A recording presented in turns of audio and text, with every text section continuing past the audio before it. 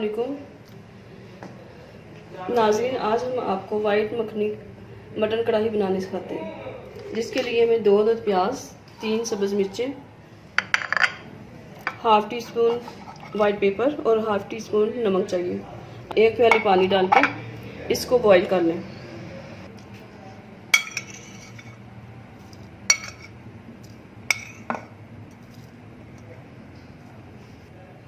इसमें हमने white paper और नमक डाला है।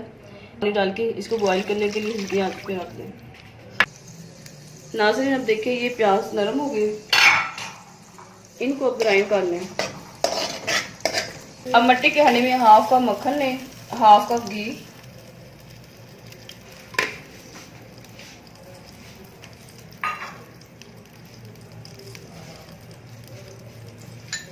डालें और इसमें अदरक लहसुन का पेस्ट डालकर हल्का ब्राउन होने तक भूनें।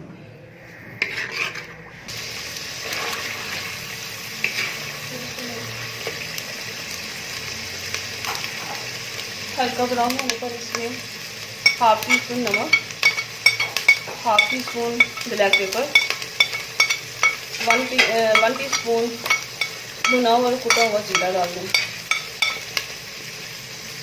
1 कप फेंटी घी डाल दें। आधा किलो मटन डालें।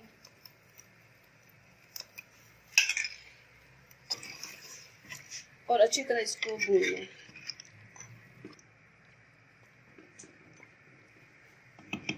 इसको उतने भूने जब तक दही का पानी ड्राई ना हो जाए।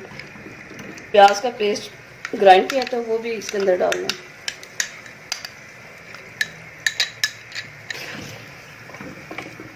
अब इसको रख दें जब तक दही का पानी ड्राई नहीं होता, उतनी देर इसको पकने दें।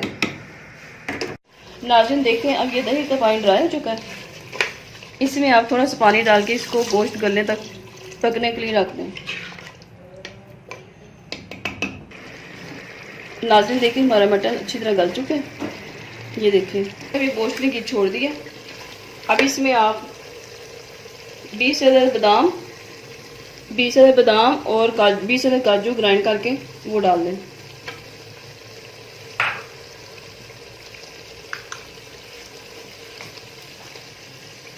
आधा कप क्रीम और आधा कप मक्खन डाल दें।